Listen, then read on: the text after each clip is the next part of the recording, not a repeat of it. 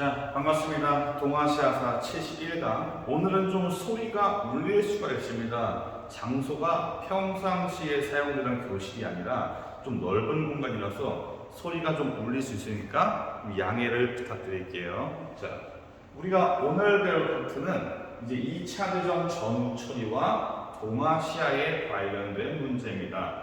지금 거대한 전쟁이었던 2차 대전.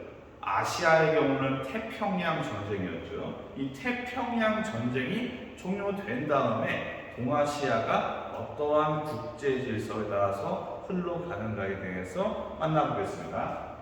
우선 이 전쟁이 끝난 다음의 세상을, 이 전후의 상황을 논의하기 위해서 어떻게 이 거대한 전쟁이 끝난 다음에 전 세계적인 질서를 다시 형성하느냐에 대한 논의가 여러 차례 있었습니다. 사실 이거는 한국사에서도 배웁니다. 근데 다시 한번 제가 설명을 드릴게요. 일단 이 한창 전쟁이 치러져 있고 아직 태평양 전쟁이 시작하기 전인 1941년에 이 영국의 처칠과 미국의 루즈벨트가 대서양 한복판에서 영국 군함 위에서 회담을 가지고 대서양 헌장을 발표합니다.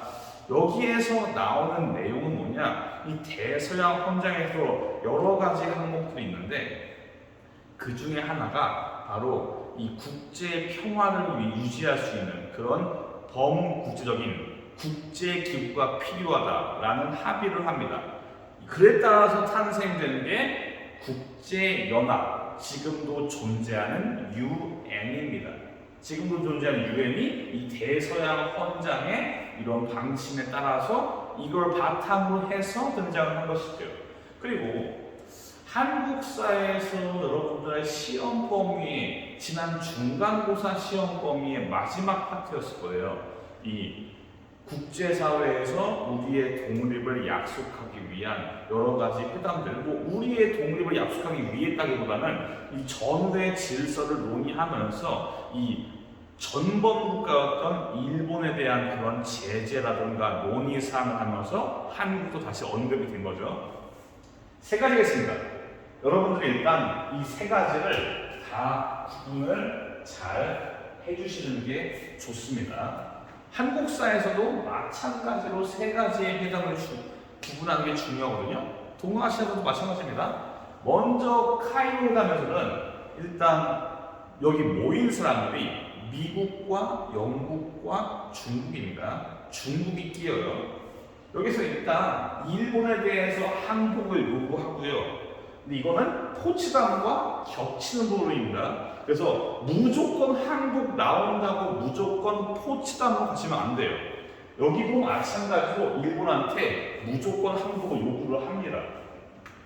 여기에서 논의된 거는 일단 당시에 이 일본과 한창 싸우고 있던 중국의 장제스가 일본과 관련해서 여러 가지 얘기를 꺼냈는데 그 중에 하나가 일본이 가져간 지역, 만주와 타이완 이 지역에 대해서 중국에게 반환을 해야 된다고 이거를 회담의 결정문에 싣고, 또한 장제스가 챙겨준 게 바로 우리의 민족의 독립입니다. 당시에 장제스가 이 한국의 독립을 이야기를 꺼내요. 지금 동아시아에 한국이라는 민족이 있는데 얘네 독립시켜야 된다라고 얘기를 해요. 당시에 미국과 영국은 시큰둥이에요. 특히 영국은 가지고 있는 식민지가 원체 많아가지고 우리를 독립시켜줄 경우에, 한국을 독립시킬 경우에 수많은 자기의 식민지들이 독립이 되는 그런 상황에 처해질 수 있기 때문에 영국은 시큰둥한데 장제스가 계속 강경하게 이야기를 해서 결국 한국의 독립이 여기에 실립니다. 단 적절한 시기에 잘 보이려고 모르겠어요. 적절한 시기. 사실상 독립시킨 마음이 별로 없는 겁니다. 이런 느낌이에요. 여러분들 같은 반의 친구들도 친한 사람이 있고 그다지 안 친한 사람이 있는데 한 10년 뒤에, 20년 뒤에 우연히 별로 안 친했던 같은 반 아이를 만났을 때 뭐 언제 밥 한 끼 먹자 뭐 이런 말을 해요. 하지만 밥 안 먹습니다. 언제 연락해? 연락 안 합니다. 언제 한번 밥 한 끼 먹자, 언제 한번 나중에 연락해, 이 나중, 언젠가, 바로 이런 느낌이에요. 독립시킬 마음이 정말 별로 없다는 게 단적으로 들어갑니다. 여튼 카이로 회담에서 일본이 가져갔던 점령지를 반환할 것을 요구를 하고 동시에 한국의 독립도 규정을 합니다. 다음 얄타 회담. 얄타 회담은 이 얄타라는 장소가 지금 크림반도, 지금 우크라이나 옆쪽에 있는 그런 느낌이에요. 여기에서 미국과 영국과 소련이 만나가지고 여기에서는 독일 문제를 논의를 해요. 히틀러의 독일이 당시에 전쟁을 일으켰기 때문에 이 독일 지역을 일단 분할 점령해서 관리를 하자. 뭐 알아두시면 좋은 건 나중에 제가 베를린 봉쇄, 베를린 장벽을 설명해야 되기 때문에 분할 점령도 아시면은 나중에 수업 시간에 도움이 될 것 같아요. 그리고 또한 소련의 대일전 참전이 비밀협정, 얄타 회담의 결정문에 있는 게 아니라 미국과 소련이 따로 비밀협정을 맺은 내용 안에 소련이 이제 일본에 대한 태평양 전쟁에 소련이 끼어들고 그 대가로 사할린이라든가 그런 지역들을 가져간다라는 규정이 있습니다. 비밀협정으로 소련이 대일전 참전을 결정했다. 그럼 이게 얄타 회담의 결정사항인가요? 얄타 회담에서 나온 건 맞습니다. 얄타 회담에서 나온 결정문 전체 거기에 포함되진 않지만은 얄타 회담의 결과물이기 때문에 같이 연관짓는 게 좋을 것 같아요. 그리고 포츠담 회담. 포츠담은 독일에 있는 도시예요. 즉 독일은 이때 끝났습니다. 독일이 끝난 상황에서 이제 남은 일본에 대한 대책을 논의하는 게 포츠담 회담인데 뭐 대책이라고 할 게 없어요. 이미 일본은 딱 누가 봐도 사이즈가 나옵니다. 일본은 이제 끝났어요. 독일은 딱 누가 봐도 일본은 졌습니다. 일본이 패배한 다음에 아시아 태평양 지역의 질서를 어떻게 결정할까에 대한 논의인 거예요. 일단 일본에 대해서 무조건 항복을 요구를 합니다. 그리고 또한 일본의 주권이, 일본의 영토가 어딘가를 규정을 해요. 그래서 뭐 일본의 본토 섬 4개랑 연합군이 지정한 몇 군, 뭐 오키나와 같은 경우 해남대로가 모르겠네. 여튼간에 이 일본 본토 섬 4개로 규정한다라는 식으로 일본의 영토를 제한합니다. 또한 카이로 회담의 결정사항이었던 카이로 선언을 재확인합니다. 여기에서 알 수 있는 것은 우리의 독립을 다시 한번 확인을 했구나. 그래서 포츠담 회담을 한국사회에서 제법 중요하게 배우는 겁니다. 하지만 포츠담 회담을 했는데도 일본은 무조건 항복을 하지 않았고 이에 미국은 원자폭탄을 히로시마와 나가사키에 떨어뜨리고 이 얄타 회담의 결정사항으로 이제 소련군이 뒤늦게 만주 지역에 대해서 공격을 시작하면서 일본이 무조건 항복을 하게 됩니다. 3가지 회담들 잘 구분해 주세요. 이제 항복 이후에 일본은 어떻게 됐나? 일본은 무조건 항복 이후에 일본이라는 정부가 잠시 사라집니다. 일본 정부가 사라지고 미군정이 실시돼요.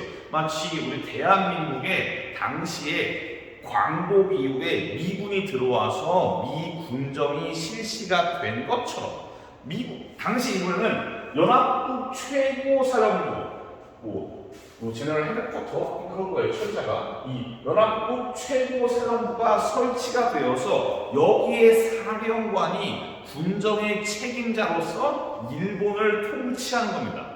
이 사령관이 바로 메가더입니다.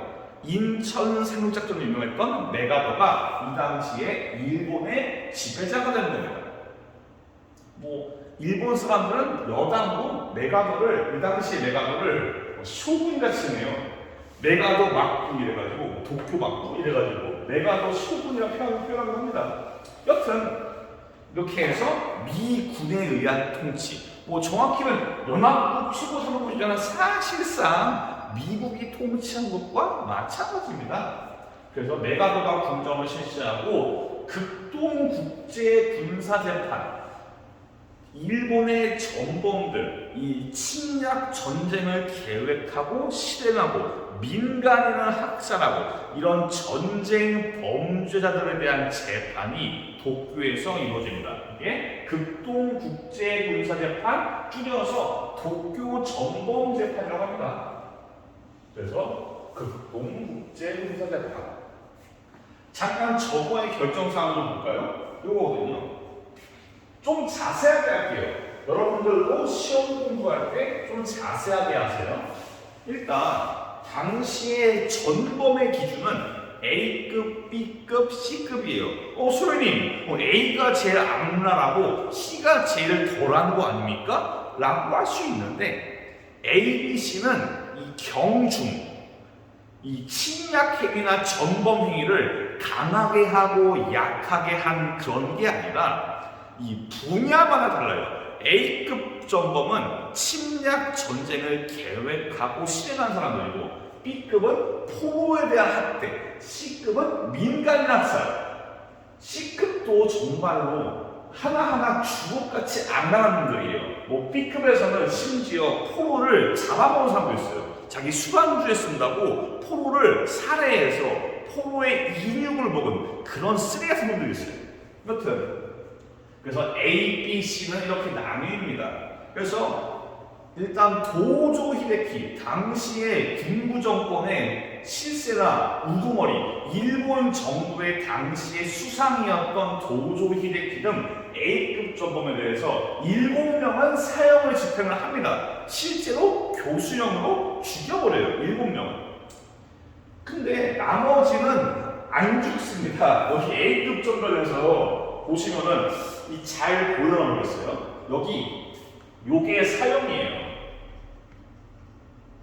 7명이 사형되고 4명은 병사난다. 중간에 죽어요. 즉, 이 A급 전범 46명 중에서 총 11명이 죽고 남은 사람들이 35인데 전원 석방됩니다. 나중에. 즉 A급 전범에 대해서 11명을 제외하고는 다 자기의 목숨을 건질 수가 있었던 겁니다. B급, C급 볼 때는 마찬가지로 무죄가 1000명이 넘어가요. 그리고 여기 징역을 산 사람이 2944명. 이게 색깔이 헷갈릴 수 있겠네요. 요거는 유기징역을 말해요. 그리고 무기징역 279명. 그렇게 해서 전범재판에 올라간다고 다 죽여버리거나 다 처벌을 받는 그런 건 아니었습니다. 좀 생각보다 헐렁헐렁해요. 도쿄 전범재판 같은 경우는 이게 실행이 되면서 동시에 점점 냉전이라는 게 점점 부각되기 시작하고, 아무래도 서양 애들이 일본의 침략 행위에 대해서 인지가 좀 많이 안 돼 있어요. 지금도 그렇잖아요. 지금도 나치의 전쟁 범죄는 서양 애들이 매우 민감하게 접근을 하는데, 일본의 침략 행위와 전쟁 범죄에 대해서는 그들이 잘 모릅니다. 이런 영향으로 당시에 전범들이 좀 빡세게 처벌받지 못한 편이고, 식민지에 대한 문제, 위안부 문제, 7.3일 같은 세균전 이런 것들이 다 외면당하고, 이전에 설명드렸죠. 7.3일 부대 전쟁 범죄입니다. 하지만 이게 당시의 7.31 부대의 연구 결과를 미국에 넘겨주는 조건으로 7.31 부대가 재판장에 서지 않고 처벌을 피할 수가 있었습니다. 그리고 또 하나, 이 도쿄 전범재판의 한계는, 이거 앞서서 우리가 메가보에 의한, 연합국 최고사령부에 의한 군정이 실시된다고 했는데, 당시에 이 전쟁을 일으킨 일본의 최고 우두머리 히로히토 천황에 대해서 전쟁 범죄자의 양반도 당시에 일본 정부의 최고 위는 수상이지만은 그 위에 황제가 있어요. 천황이 있단 말이에요. 이 양반도 전쟁에 대해서 책임이 있는데 당시에 일본 국민들이 반발을 할까봐 염려한 연합국 최고사령부는 히로히토를 전쟁의 재판장에 세우지 않습니다. 빠져요. 약간 안고 없는 찐빵 느낌이 나는 거예요. 히틀러가 만약에 생포가 되었는데 히틀러를 재판장에 세우지 않은 꼴입니다. 히로히토는 이런 말을 해요. 나는 책임이 없다. 다 도조 히데키 저놈들이 다 한 거다. 이런 식으로 히로히토 천황도 슬쩍 발을 빼고, 이래서 이 양반이 살아날 수 있었습니다. 참 안타까운 일이고, 더 우리를 분통케 하는 거는 여기에서 사망한 사람들, 이 전쟁 범죄자로 사망한 사람들이 대거 야스쿠니 신사의 학사가 됩니다. 전쟁 범죄자들을 영웅으로 모시면서 호국 영령을 모시듯이 신사에 모시고서 전범을 추앙하고 있어요. 더 악랄한 거는 원래 이 전범 재판으로 사형당한 애들의 시신을 불태워서 화장한 다음에 재를 뿌려요. 무덤을 딱히 만들지가 않습니다. 왜 그러냐? 무덤을 만드는 경우에 거기에 대한 숭배, 예를 들어서 히틀러의 무덤이 있다 칩시다. 그러면은 지금 네오나치들이 히틀러에 대해서 막 좋아하면서 거기에 막 모시겠지만 성지순례 이러면서 뭐 그러겠죠. 그런 것처럼 전쟁 범죄 같은 거는 그냥 뿌려버려요. 오사마 빈 라덴도 그냥 뿌려버렸습니다, 바다에. 그런데 당시의 변호사가 유골을 몰래 챙겨가지고 7명의 유골을 챙긴 다음에 따로 묘소를 만들어요. 분통 터질만 합니다. 순국칠상이라 그래서 가장 악랄한 7명의 전쟁 범죄자를 모신 일본 극우의 성지가 일본에 존재합니다. 어처구니가 없는 상황입니다. 여튼 극동국제군사재판, 물론 한국사의 세계사 파트, 냉전 파트에 뉘른베르크 나치 전범재판과 도쿄 전범재판을 비교한 내용도 있어요. 이거는 같이 보시면 좋고요. 일단 제가 나름대로 이 도쿄 전범재판을 나름대로 정리해 봤으니까 공부하실 때 교과서에 없다고 해서 시험 범위가 아닌 거는 아닙니다. 그래서 도쿄 전범재판도 한번 봐두십시오.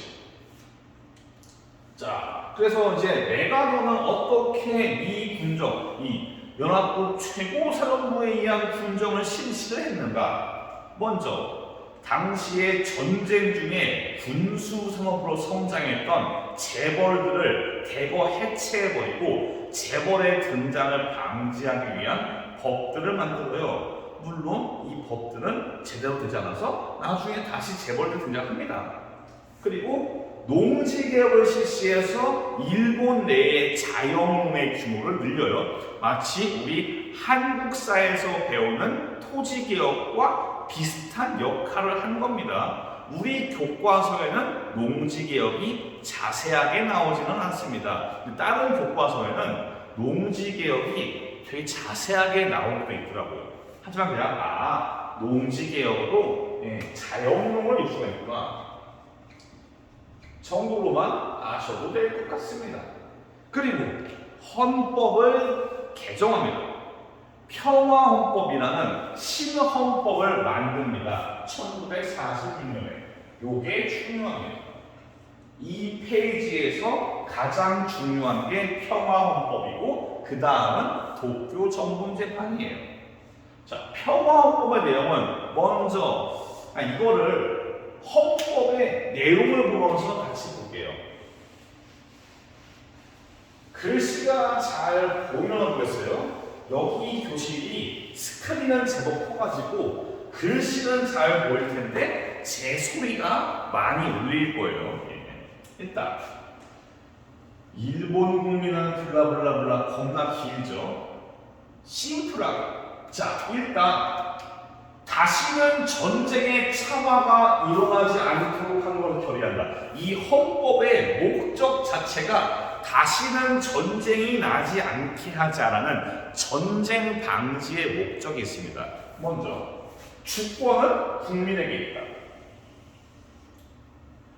앞서서 대일본 제국 헌법을 떠올려 보시면은 대일본 제국 헌법의 내용에서는 거의 모든 권한이 다 초당에게 있죠. 근데 이제 권력이 국민에게 이 주권이 있다. 국민에게 주권 재민의 원칙을 여기에서 확정을 합니다. 중요한 거는 여기 정리해놨어요. 제1조. 제1조는 보시면은 천황은 일본국의 상징이다. 천황은 상징이다. 지금도 일본의 왕, 천황은 실질적인 권력은 없어요. 사실상 전 세계에 있는 모든 왕들이 거의 일반적으로 브루나이 같은 예외도 있긴 하고 중동 지역 같은 예외도 있는데 일반적으로 유럽에 있는 몇몇 왕국들 노르웨이라던가 벨기에, 네덜란드, 영국 등등등 유럽에 있는 국가들과 일본의 경우는 왕은 그냥 상징이에요. 그냥 상징입니다. 왕이 국민들을 지배하는 게 아니라 통합의 상징으로 존재하는 게 왕입니다. 일본 왕도 그래서 상징이 되고 지금도 마찬가지예요. 지금도 일본 사람들이 일본 왕을 존경하고 일본 왕에 대해서 리스펙을 하는 게 있어요. 일본 왕이 죽는다. 국장을 실시를 하고 나라 전체가 애도를 하고 이런 것도 있어요. 하지만 그렇다고 일본의 왕이 실질적인 권력이 있냐? 그건 아닙니다. 다만 일본 왕의 말을 일본 정부가 그냥 개무시하지 않습니다. 마찬가지로 이건 꼭 비단 일본뿐만 아니라 영국도 영국 여왕의 한마디를 영국 정부가 그냥 개무시하지 않아요. 그냥 조언 느낌으로 받아들입니다. 여튼 자, 천황은 상징이다. 구조가 전쟁 방지, 바로 침략 전쟁의 금지입니다. 구조 1번, 전쟁과 무력에 의한 위협, 무력의 행사를 포기한다. 즉, 일본에 위치하는 군대는 군대가 아니에요. 일본의 군대는 자위대라고 합니다. 스스로를 방어하기 위한 부대예요. 얘들은 해외 파병을 할 수가 없었어요. 왜 그러냐? 이런 것 때문에. 그래서 국제 분쟁을 해결하는 수단으로서 무력을 쓰지 않으니까 자위대도 해외 파병이 안 되는 겁니다. 자, 다음 구조, 전함의 목적. 이거를 위해서 일본은 육군과 해군과 공군 및 기타의 군대를 보유하지 않고 일본이 전쟁을 할 수 있는 권리를 인정하지 않습니다. 즉, 다시 쓰자면 전쟁을 금지하고 무력을 포기하는 겁니다. 나중에 미국의 의도에 의해서 일본이 재무장을 하는데 재무장을 하지만은 육군, 해군, 공군이라는 용어를 쓰지 않아요. 육상자위대, 해상자위대 이런 식으로. 그래서 이런 식으로 전쟁 금지와 무력 포기의 규정이 지금까지도 남아있고 일본의 극우 세력들이 이 구조를 없애기 위한 움직임을 보이고, 이거는 비단 그것뿐만 아니고 과거에 아베 내각이 아베 정권에서 이 평화헌법의 개정을 추진하게 했습니다.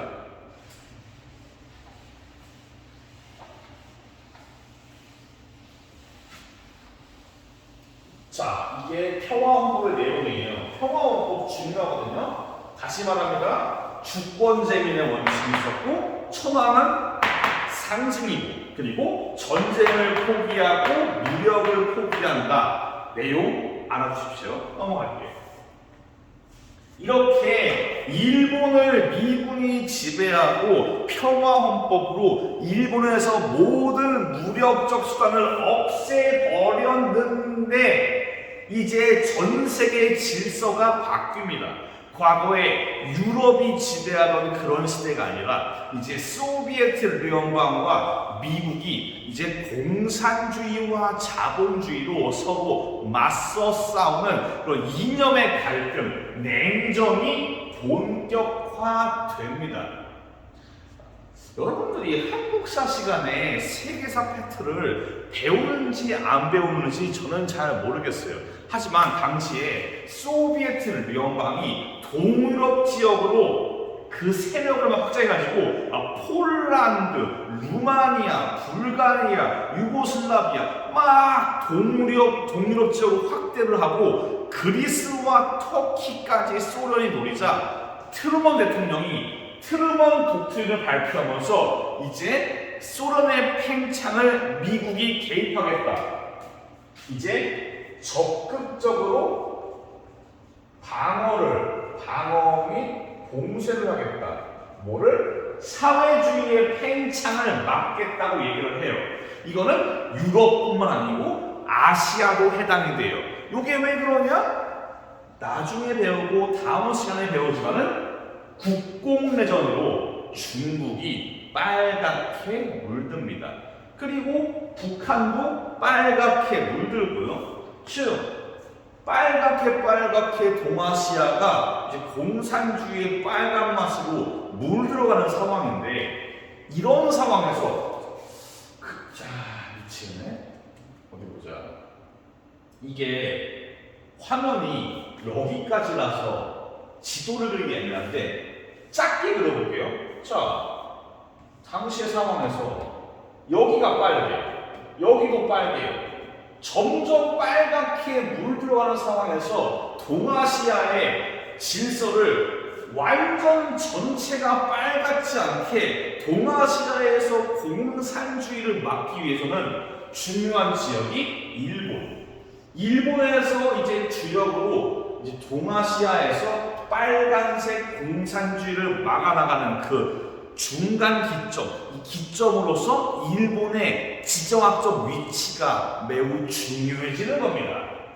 그리하여 과거의 연합국 최고 사령부의 그런 방침들이 바뀝니다. 노동운동을 탄압하고 민주주의를 잠시 밀어두고 공산주의 당연히 제끼고 아까 처벌받았던 전범들이라던가 과거에 일본 제국의 침략에 이바지했던 경찰들, 군인들, 정치인들, 기업가 다들 모여들면서 군국주의 세력이 다시 오는 겁니다. 마치 우리나라 대한민국에서 이승만 정부가 이제 공산주의를 막는다는 명분으로 각종 과거의 친일파라던가 악질 경찰들을 데리고 왔던 것과 같은 겁니다. 맥락이 비슷해요. 그리고 6.25 전쟁의 특징이나 전쟁은 여기에요. 한반도란 말이죠. 그러면 이 한반도에 물자를 보급하고 병력을 수송하고 한반도에서 싸우는 사람들이 병사들이 잠시 휴식을 취할 때 일본이거든요. 여기에서 병사들이 휴식을 취하거나 물자를 보급하고 병력을 이동하고 이 6.25 전쟁의 수행에서 일본이 매우 중요한 입지에 놓입니다. 그러면서 일본을 당시에 미국은 여기를 이전처럼 비무장 지역으로 그 평화헌법처럼 아예 군대가 없지 않다면은, 여기에 아예 군대가 없다면은 공산주의가 침략했을 때 일본이 방어할 수단이 없으니까 그리하여 재무장을 실시합니다. 경찰 예비대를 조직하고 요게 나중에 육상 자위대로 바뀝니다. 즉 재무장이에요. 여기에 사진은 경찰 예비대의 사진입니다. 그냥 호전에서 돌아갔었어요. 그냥 이런 식으로 6.25 전쟁의 발발로 일본은 재무장을 했고요. 일본 정부가 다시 들어섭니다. 샌프란시스코 강화 조약을 통해서 일본 정부가 다시 주권을 회복합니다. 미 군정이 끝이 나고 이제 일본 정부가 다시 수립이 되는 겁니다. 미일 안보 조약으로 미국과 일본이 군사 동맹을 체결하고 주일미군, 한반도에 머무르는 미군은 주한미군, 일본에 머무르는 주일미군, 오키나와에 미국 군사 기지가 형성되고 여기에 이제 미군이 주둔하면서 이제 동아시아의 오키나와가 또 하나의 그 방어 거점으로 떠오르는 겁니다. 동아시아사 전체에서 도시의 역사가 중요한데 오키나와도 가끔은 시험에 나와요. 가끔은. 그럴 때 나올 수 있는 게 이런 겁니다. 이런 것들이 다 6.25 전쟁의 발발로 등장을 한 겁니다. 6.25 전쟁의 발발로 일본은 재무장을 했고 주권을 회복했고 그리고 안보 동맹도 체결을 했고 더 나아가서 나중에 배울 경제도 발전시킵니다. 일본의 입장에서는 6.25 전쟁이 땡큐인 겁니다. 일본의 입장에서는. 우리 입장은 참 그렇죠. 분통 터지죠. 자, 샌프란시스코 강화 조약을 한번 살펴볼게요. 일단 제1조에서 주권이 회복이 돼요.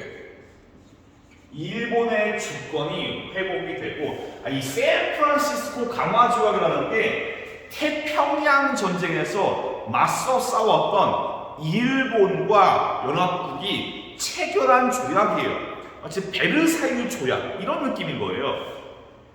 그래서 주체가 연합국인 겁니다. 제2조 일본은 한국의 독립을 인정하고 제주도, 거문도, 울릉도 등 한국에 대한 일체의 권리와 소유권을 포기하고 과거에 청일 전쟁으로 획득해왔던 타이완과 호주도 반납을 한다, 포기를 한다라는 겁니다. 여기에서 일본 우익들은 여기에 독도가 없다. 그러니까 우리는 일본은 독도를 포기한 게 아니다라는 개소리를 하는데 우리나라에 섬이 겁나게 많아요. 제주도, 거문도, 울릉도, 무슨 뭐 진도, 완도 겁나게 많습니다. 여기에 거론된 섬들은 대표적인 섬들이에요. 를 비롯한 요거만이 아니고 요거를 비롯한이에요. 독도가 없다고 해가지고 샌프란시스코 강화 조약에서 독도를 포기하지 않았다 라는 거는 글자 그대로 개소리입니다. 자, 14조. 자, 연합국의 모든 배상 청구권, 전쟁 수행 과정에서 일본 및 블라블라, 즉 원래 베르사유 강화 조약처럼 전쟁에서 승리한 국가들은 배상금을 얻거나 그런 게 있는데 이 전쟁 과정에서 발생한 그런 비용들과 그런 배상금을 청구하지 않겠다고 이야기를 하는 겁니다. 다만 여기 샌프란시스코 강화 조약에 체결하지 않은 국가들이 있어요. 예를 들면은 한국, 우리 대한민국은 당시에 뭐 임시정부가 참여했지만은 임시정부는 정부로 연합국의 인정을 받지 못했고요. 그래서 한국은 연합국의 일원이 아니니까 여기에 초청받지 못합니다. 중국. 당시에는 중국과 중화민국 두 가지예요. 타이완의 중화민국과 여기 중화인민공화국 둘로 나뉘었는데 야, 둘 중에 누가 여기에서 체결 대상자냐? 중국이냐? 중화민국이냐? 라는 논쟁으로 도대체 누가 연합국에서의 중국이냐에 대해서 대표성 문제로 그냥 아예 중국을 빼버립니다. 소련의 경우는 이런 모든 과정을 주도하는 미국에 대해서 반감을 품고서 이 조약에 사인을 거부합니다. 이 중국과 소련은 나중에 따로 일본과 조약을 체결해서 문제를 해결하고요. 우리는 나중에 박정희 정권 때 한일협정, 이 한일 기본 조약으로 우리는 이거를 규정을 합니다. 요거는 나중에 다시 나오거든요. 그때 다시 한번 좀 더 자세하게 설명을 해볼까 합니다. 그리고 우리의 경우 상당히 간략하죠. 어차피 한국사의 시험 범위, 기말고사 시험 범위에 포함이 되니까 동아시아사에서는 자세하게 한국사를 배우지 않습니다. 자, 해방 이후, 광복 이후에 한반도의 38도선 기준으로 북쪽은 소련군, 남쪽은 미군이 군정을 실시를 합니다. 이 38도선 남쪽에는 유엔의 감시하에 선거 감시가 가능한 지역에서 총선거를 실시해서 재원국회가 형성이 되고 여기에서 헌법을 만들고 재원국회에서 초대 대통령 이승만을 선출합니다. 그래서 1948년 8월 15일에 대한민국 정부가 수립이 되었고 북한의 경우는 이제 김일성을 대표로 하는 조선민주주의인민공화국이 수립이 되어서 우리는 분단이 되었고 이후에 전쟁이 발생하게 되는 겁니다. 상당히 우리의 역사는 간략하게 언급을 했습니다.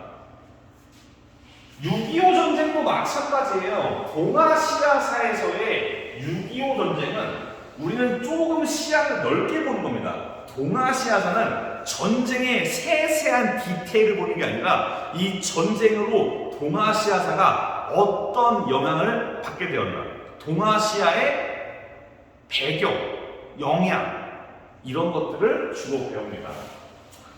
여튼 오늘 수업은 여기까지고요. 다음 시간에는 먼저 중국이 빨갛게 물들어가는 공상화의 과정, 국공내전, 장제스와 마오쩌둥의 대립을 다음 시간에 만나볼 것이고 그 다음으로는 6.25 전쟁까지 배우겠습니다. 베트남 전쟁은 많이 생소하기 때문에 그 다음으로 이어서 진행할게요. 고생 많았습니다. 다음 시간에 뵐게요. 감사합니다.